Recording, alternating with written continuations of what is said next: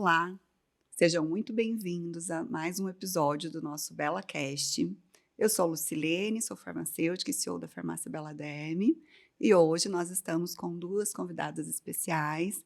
É uma temporada, a doutora Kátia Tocuni já esteve conosco no nosso primeiro BelaCast, e agora também mais uma convidada, a doutora Alana Huck, e o tema de hoje é sobre lipedema. Doutoras, muito obrigada pela presença de vocês. Doutora Kátia Tocuni, nutricionista funcional. Doutora Alana, cirurgiã vascular. Hoje estaremos fazendo uma conversa, né, sobre um assunto que eu fiz umas pesquisas e me geraram bastante dúvidas, né? O lipedema é uma doença? Sim, primeiro agradecer, né, o convite. Obrigada, Lu, obrigada, Kátia, que além de ser uma companheira, minha nutricionista já de longa data. E realmente, Lu, o lipedema, ele é uma doença. Foi considerado como uma doença no Brasil, que daí a gente fala dentro dos CIDs, né, considerado uma doença dentro do nosso país, em 2020. Então, é uma doença, assim, recente, teoricamente, né. A gente não tem tantos artigos e tantos estudos sobre isso, apesar de ser uma doença muito prevalente.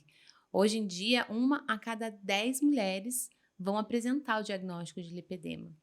E o pior é que muitas pessoas não sabem que tem lipedema, porque é uma doença uma doença subdiagnosticada, né. A grande maioria dos médicos, cirurgiões vasculares, cirurgiões, plásticos, enfim, até mesmo os clínicos, né, ou nutricionistas, endócrinos, não têm o conhecimento sobre essa doença. Então ela é muito confundida com a parte da obesidade. Então, assim, é uma doença nova, apesar de terem alguns relatos de 1800 e alguns autores já falarem sobre lipedema como uma doença inflamatória mesmo da gordura, mas ela foi introduzida assim no nosso CID mesmo, assim, como foi vista mesmo como uma doença somente o ano passado, né? Sim. Pois é exatamente isso que eu pude constatar, né, a dificuldade do diagnóstico.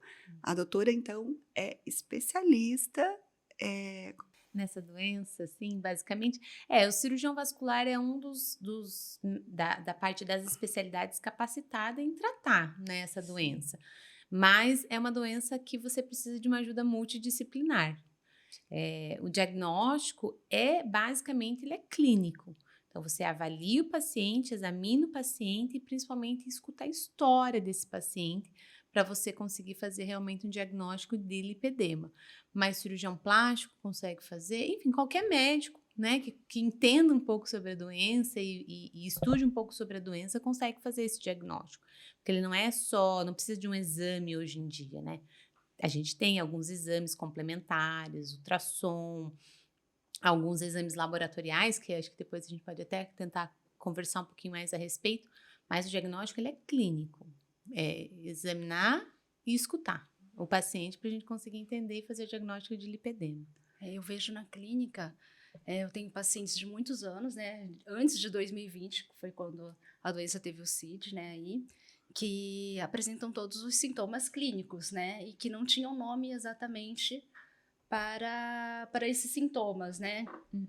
E hoje é bem interessante, porque quando ele entende o que ele tem, né, passa por um médico, tem um diagnóstico, ele entende o que ele tem, então a gente consegue traçar um direcionamento, pelo menos, né, estratégia nutricional, os tratamentos complementares, né, que entra complementares não, todos são importantes ali, né, a atividade física, né, todo o processo para conseguir reduzir a inflamação, né, então acho que deu um norte aí também, né. Sim. E a confusão, assim, do diagnóstico. Então, vou colocar até em relação a mim, né, eu sempre fui, quando a gente, né, Kátia, quando a gente vai até ver as medidas, então, assim, membro inferior mais fininho, né, e sempre fui com coxa grossa, panturrilha grossa. Eh, Hoje eu tenho dúvida realmente se, de repente, porque os inchaços estão acontecendo, eh, mesmo que eu consiga, né, ter uma dieta mais limpa. Também tem o fator idade, né, que eu já estou com 46 anos, mas assim, eu tenho dúvidas, assim, porque já começaram algumas dores. Então, quais são os sintomas, assim, que a gente observa e precisa, olha, deixa eu investigar? O principal sintoma e queixa que a paciente fala é essa desproporção, né, entre os membros inferiores, então é bem isso que você falou, Lu, aquela coxa mais grossa e o tronco fininho, né? E também existem a parte que você também tem uma assimetria da parte dos membros superiores.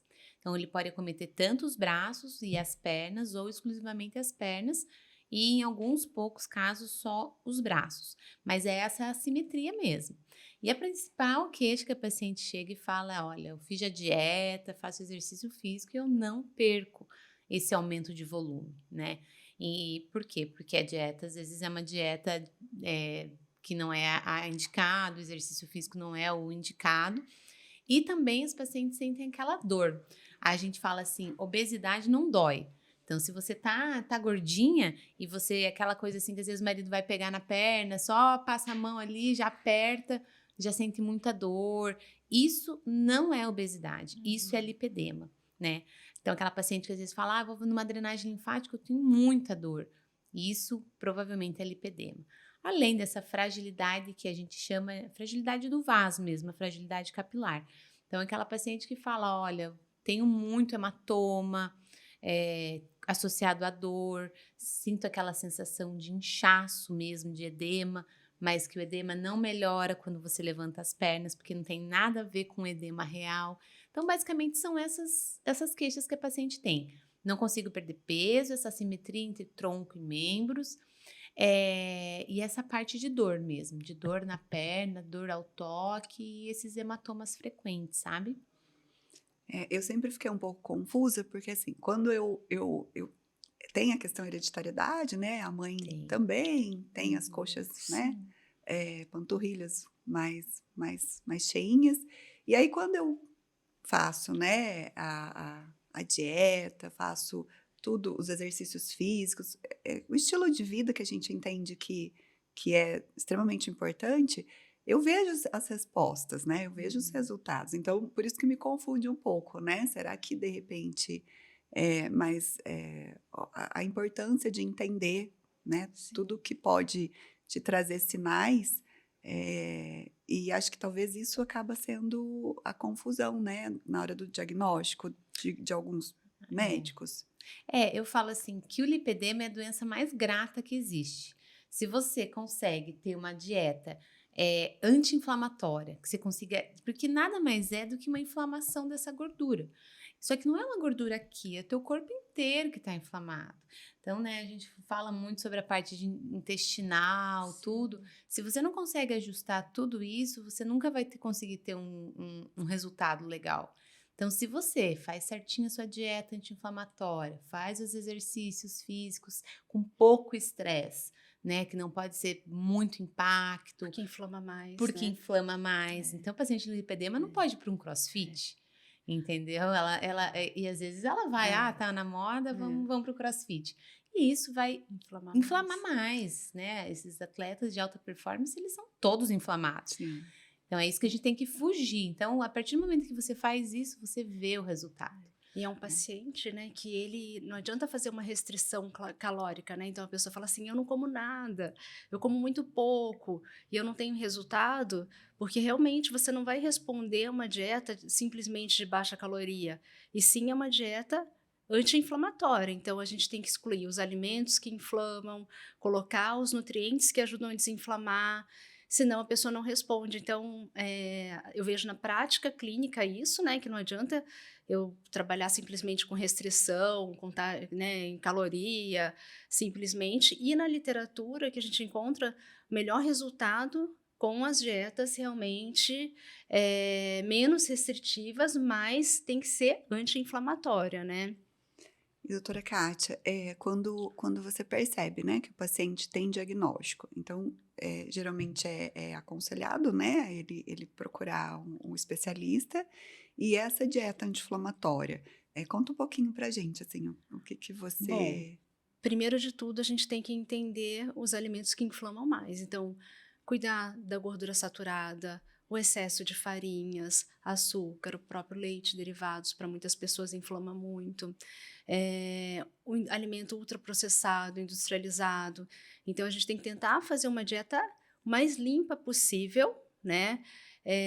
Pensar na microbiota intestinal, porque geralmente esse paciente ele chega com todos os sintomas de desbiose e ele nem sabe que o intestino dele está desequilibrado. A pessoa entende que está evacuando todo dia, independente da consistência, independente dos gases, estufamento, né, tudo que envolve uma boa evacuação aí, né?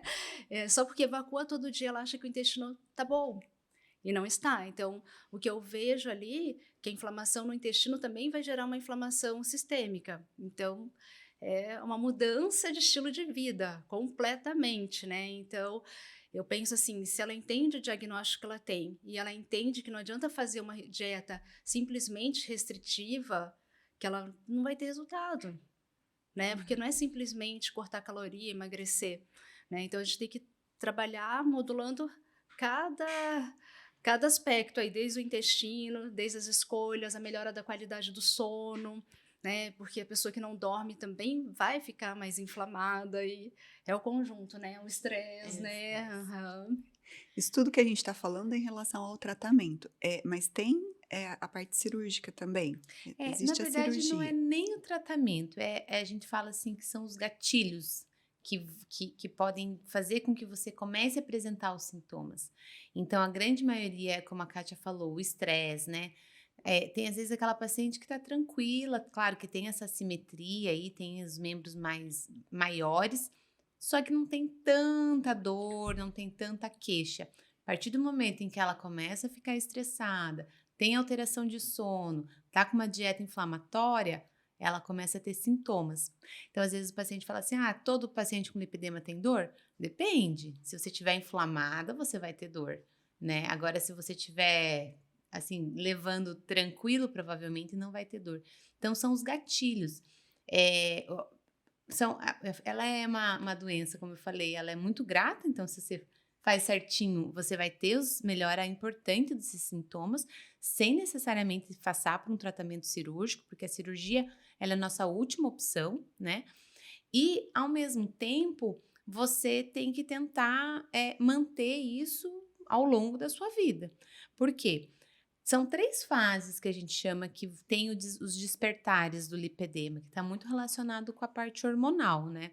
Por isso que ela é quase exclusivamente só de mulher, uma doença feminina. São os estágios que vai sendo avançados ou não? Não, você tem 3 fases. Geralmente a paciente vai apresentar o primeiro sintoma na menarca, né? Que é quando ela tem a primeira menstruação. Então, aquela paciente aquela menina que era magrinha e de repente começa a ficar mais cheinha, né? Essa é uma primeira fase. A segunda fase, após a gestação.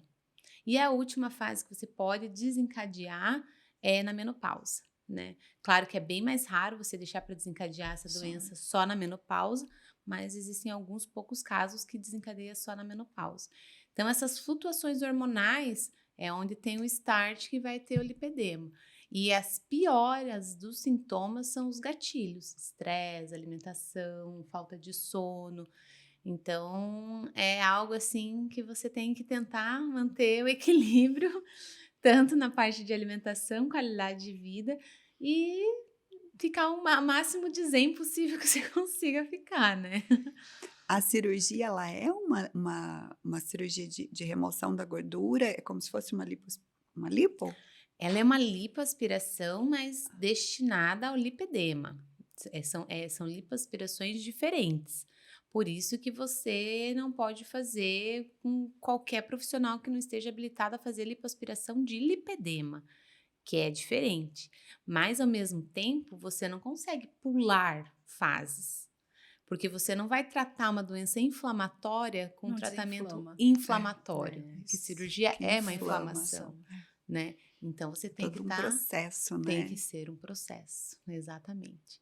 E a partir do momento que a paciente tem esse diagnóstico, e ela fala, né, que elas chegam muito, assim, Porque a parte do emocional muito, muito abalado. Porque é uma paciente que vem de muito tempo, Tentando muitas coisas. não consegue emagrecer. Aí o profissional às vezes chega e fala: você tá assim porque você não para de comer, né? Ela fala: mas eu não como. Uhum. Então, a partir do momento que você tira essa culpa das costas dela, e não que a gente coloque toda a culpa no lipedema, mas a gente fala que realmente é uma doença, que é inflamatória, que ela tem que tomar esses Que cuidados. são outras estratégias diferentes do que ela já tentou muitas vezes. Acho que isso é muito importante deixar claro para o paciente, né? Ela vê uma luz, né, no fim do túnel. Uhum. Então, pouquíssimas pacientes fazem o tratamento cirúrgico, porque realmente, pouquíssimas hoje em dia não, né? Mas a gente tenta deixar realmente pro final, Para a última a última. possibilidade. Vamos tentar todas as outras antes. Até porque você não vai voltar de novo, é. né? Inclusive, eu estava até pesquisando, né? Eu vi que tem ONG, tem uma ONG, Movimento de Lipedema, né?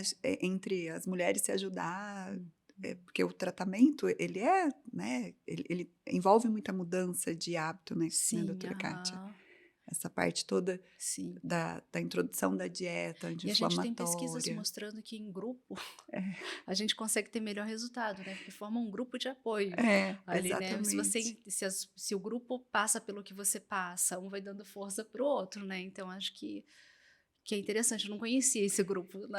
Então eu fui buscando ali, daí eu vi lipedema em forma, tem vários, hoje, né, nas redes sociais a gente encontra um site dizendo sobre conheça lipedema, a gente tem acho que o Congresso Internacional, o Meeting Internacional agora em agosto, né, doutora? Isso. E eu fiquei bem feliz, eu falei, olha, para algumas pessoas, eu até falei que o assunto do podcast hoje, né, era sobre o lipedema, e muitas pessoas, assim, o meu parâmetro é a farmácia ali, né, as Aham. meninas, olha, não conhecia, então eu vi que tem muitas pessoas que ainda não conhecem sobre, né? Não conhece e sofre daí porque não tem um diagnóstico, né? Não sabe Isso, nem o que fazer, basicamente, né? E é interessante que você comentou, né, Lu, que sua mãe, você falou que também tem a perninha mais cheia, tem, tudo. Então, hoje em dia a gente sabe que tem um fator genético envolvido, a gente não sabe ainda quais são esses genes, foram identificados mais ou menos uns 22 genes a respeito disso, mas a gente não sabe qual que é realmente a relação que tem com a doença.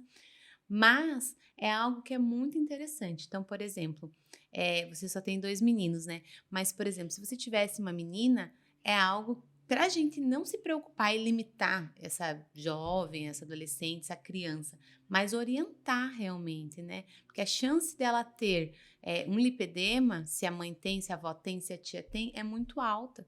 Então, a orientação de dieta anti-inflamatória Qualidade de nela vida. é muito importante. Porque senão ela vai sofrer pro resto da vida, né? Então, aquela coisa, a gente tem que tirar mesmo para que ela consiga ter uma qualidade São de os vida fatores melhor. epigenéticos aí, né? Que determinam. Eu vi o termo também, o lipedema e linfedema, está associado? São 2 doenças diferentes. Diferentes. O lipedema é uma inflamação da gordura. O linfedema é uma alteração da parte linfática. Então, muitas pessoas às vezes confundem as duas, mas lipedema não é linfedema. O linfedema, ele é uma alteração da parte linfática, então você tem uma alteração dessa drenagem linfática, né?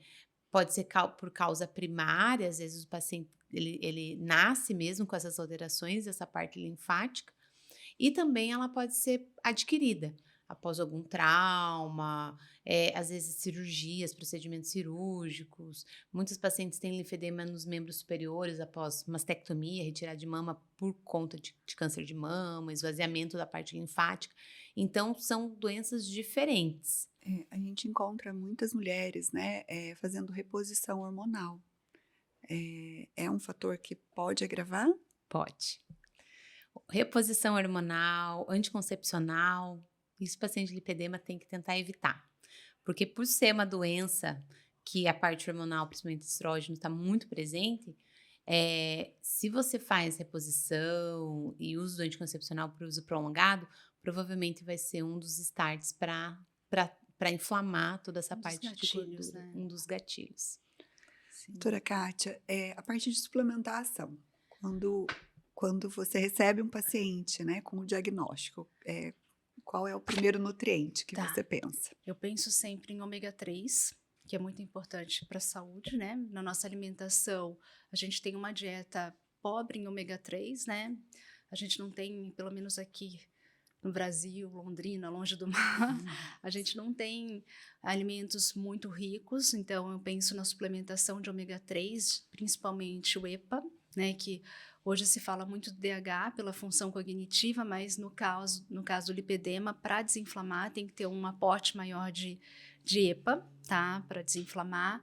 Eu penso também muito em corrigir as deficiências nutricionais de antioxidantes, então fazer exames bioquímicos mesmo, corrigir vitamina C. Vitamina C é muito importante para melhorar o metabolismo e queima de gordura, né? Gastar os estoques de gordura. A vitamina E, zinco, selênio,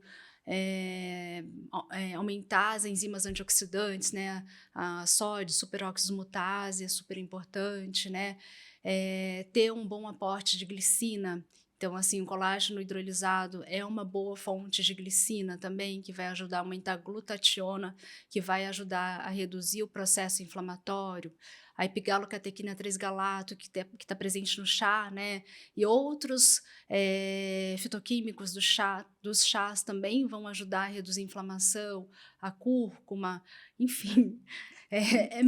Tem uma série de nutrientes, né?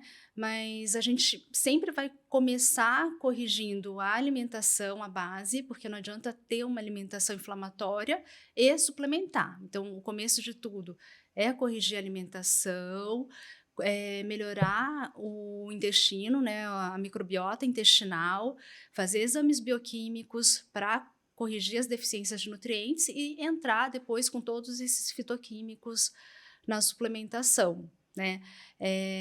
O próprio abacate, que é fonte de beta-citoesterol também, é um nutriente importante aí, né, que a gente pode estar colocando. Estou pensando em coisas práticas mais do dia a dia, né?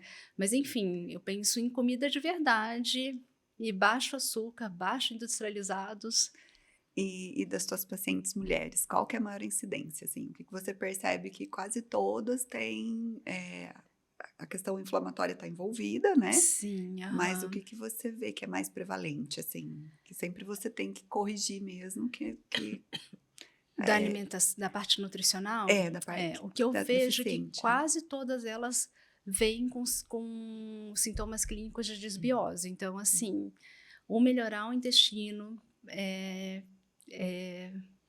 importantíssimo, né? Ponto de partida, né? Muita deficiência, acho que talvez, porque daí a pessoa vem com uma má alimentação, né? Então, muita deficiência de nutrientes antioxidantes, desde vitamina D, vitamina C, né? O próprio complexo B, tá? Que ele é importante para o metabolismo energético, metabolismo de quebra de gordura, de oxidação de gordura. O paciente vem deficiente disso tudo, né? Porque a alimentação, a base da alimentação está muito errada ou desequilibrada, né? Sim. Acho que o principal tratamento é mudança de estilo de vida e exercício físico, e temos também alguns equipamentos que possam auxiliar. Sim, a parte do exercício físico, como a gente já comentou, tem que ser aqueles exercícios físicos moderados, né? Não tem que ter uma intensidade muito, muito alta para a gente fugir dessa parte inflamatória. Então, e sem muito impacto, né? Pode ser uma caminhada, mas principalmente esses exercícios, por exemplo, dentro da água. Então, hidroginástica, bicicleta dentro da água, porque até a própria pressão, essas ondulações da água, faz com que vá quebrando essa gordura inflamada.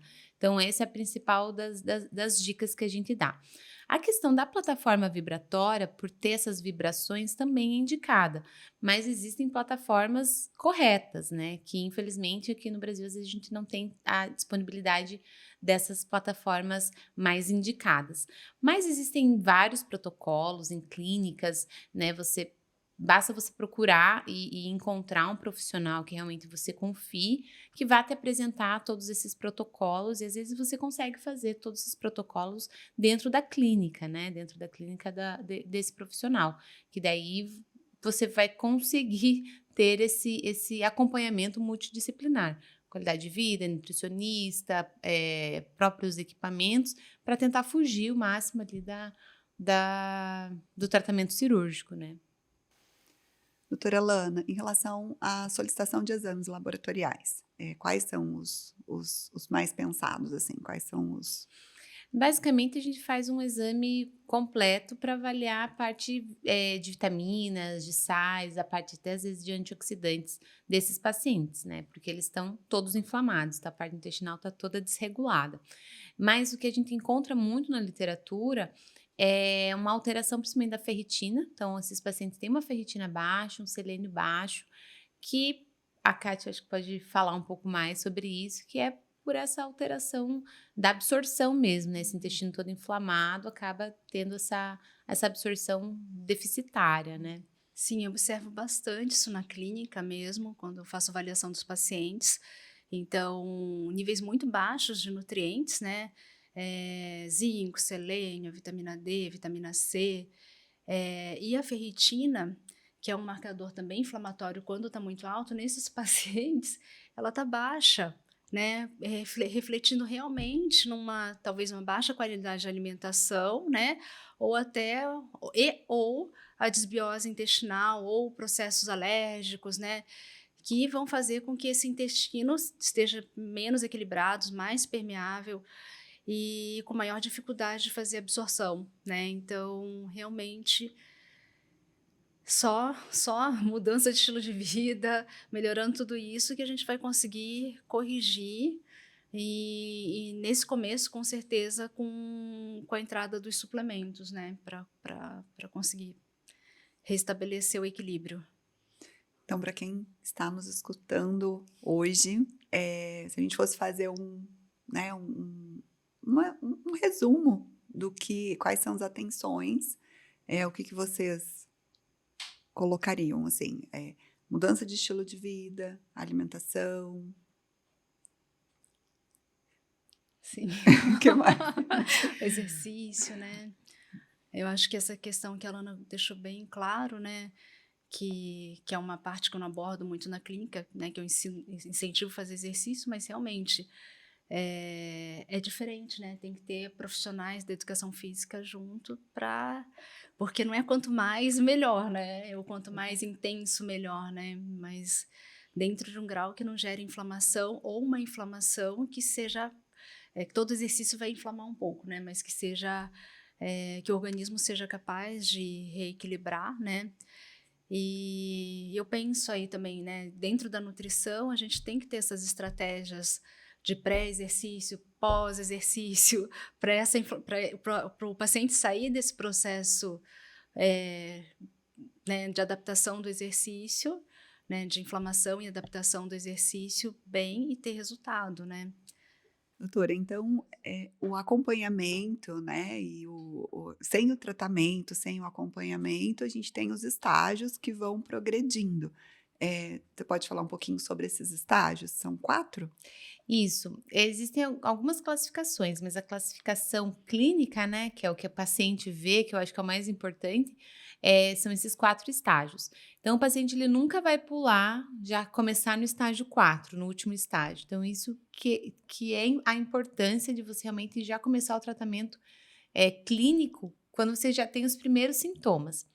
Então, o estágio 1 é aquela paciente que tem realmente uma alteração, né, de assimetria, mas é uma pele ainda mais macia, você não tem tantos lipomas, tantas nodulações nessa coxa, né, que é por esse processo inflamatório da gordura. Nesse estágio, o tratamento vai super bem. No segundo estágio, você já vai ter essas nodulações na perna. Então, é uma perna que já vai ter mais hematoma, mais fragilidade capilar, você já vai sentir aqueles endurecimentos na parte dos membros, né? A gente confunde com a celulite? Mas tem celulite também associada, porque a celulite nada mais é também que uma inflamação, né? Então, esses pacientes, eles vão ter essa sensação de inchaço, mas que na verdade não é um inchaço, é uma gordura inflamada. Podem ter celulite, pode ter esses hematomas. No estágio 3, você já vai ter as dobras, já vai começar a ter aquelas pernas que realmente têm uma massa maior. Então, essas dobras é tudo por conta também do processo inflamatório. E no estágio 4 já é um estágio bem avançado, é o último estágio, que a gente não chega, já não começa a doença no último estágio, então realmente é um processo que ocorre. E aí você já tem, tanto no estágio 3 quanto no estágio 4, uma alteração da parte linfática. Então, esses pacientes, sim, têm uma destruição importante dos vasos linfáticos, que nada mais é do que uma consequência de um processo inflamatório que ficou acontecendo ali ao redor durante muitos e muitos tempos. Então, o estágio 3 e o estágio 4, o tratamento já é bem mais difícil.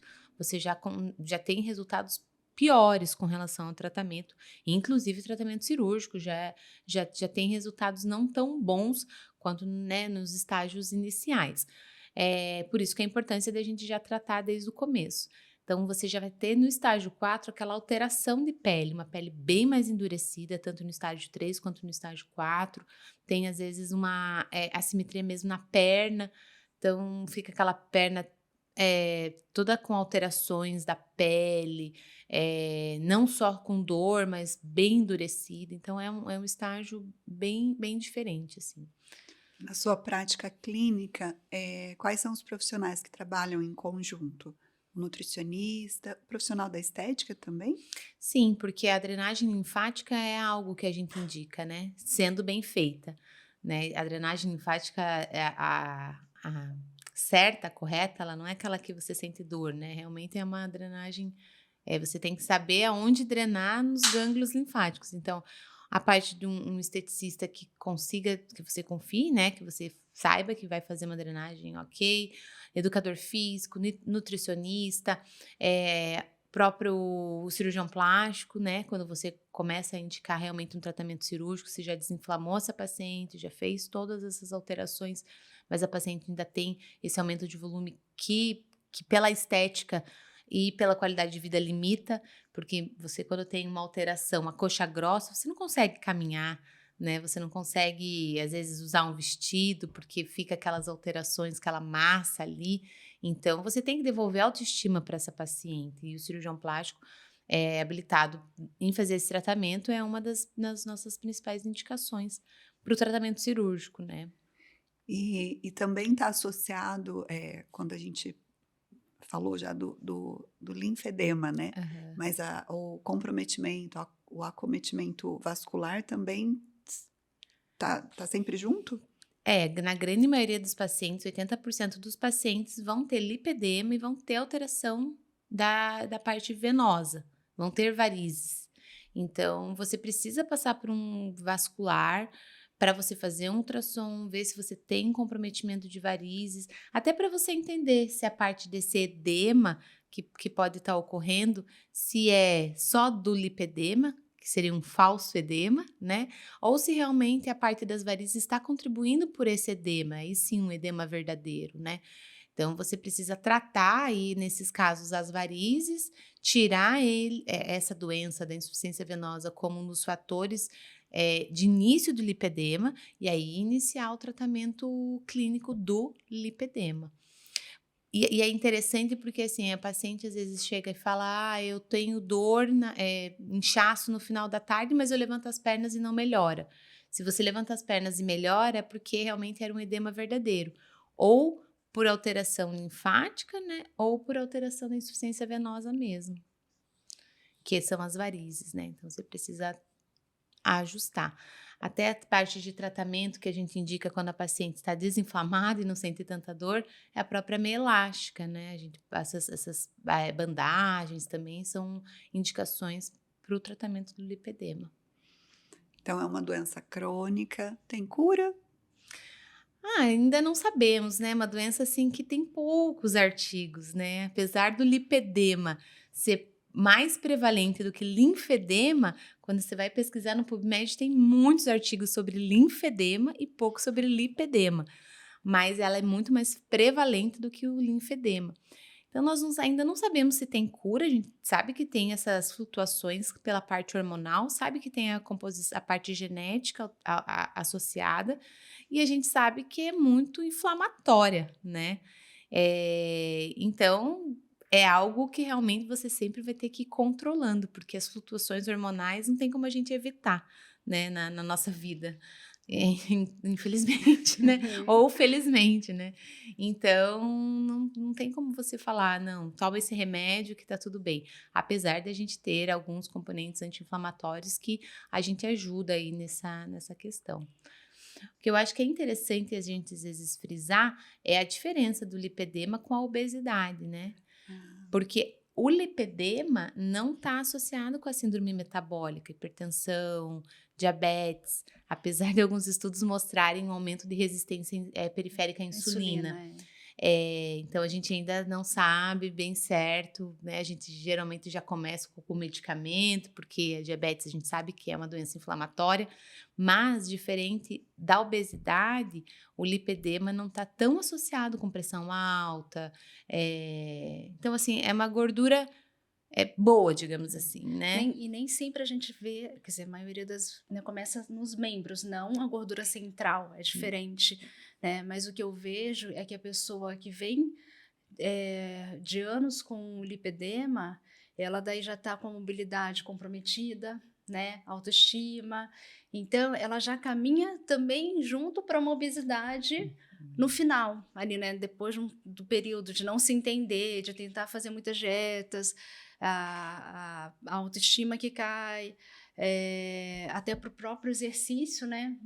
A gordura em membro inferior, ela vai dificultar o andar, a própria perna batendo uma na outra, né, que pode machucar também. Então, é uma série de adaptações que talvez depois vem como consequência uma associação com uma obesidade, um aumento de colesterol, enfim, né, mas não é o inicial, né. Exatamente. Então, a lipedema e a obesidade também podem caminhar juntos, mas são doenças diferentes, né? olha só, uma quantidade de informações, né, para quem nos está assistindo ou ouvindo. Queria agradecer muito a presença de vocês, doutora Kátia, como sempre, né, apoiando os nossos projetos, participando nessa temporada, doutora Lana. Eu queria colocar, se vocês querem deixar, né, a gente já trouxe muitas informações, mas se vocês querem deixar uma mensagem, né, para quem está nos ouvindo. Eu só quero agradecer.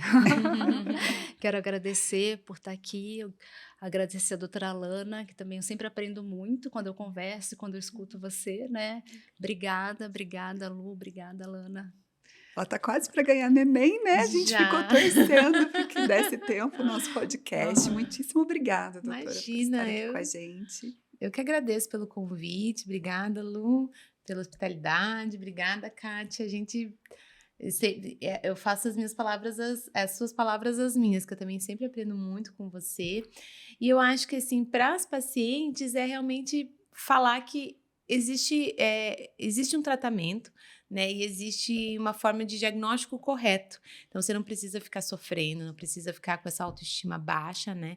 Existem várias formas que a gente pode te ajudar. E o que a gente mais quer é isso, né? Que as pessoas consigam ficar bem, se sentirem bem. Porque a pessoa, quando se sente bem, todo mundo ao redor tá bem. Então, eu acho que as coisas fluem melhor, né? Certo. E eu quero agradecer também vocês que nos acompanhou até aqui. E também não perca o próximo episódio do BelaCast. Obrigada.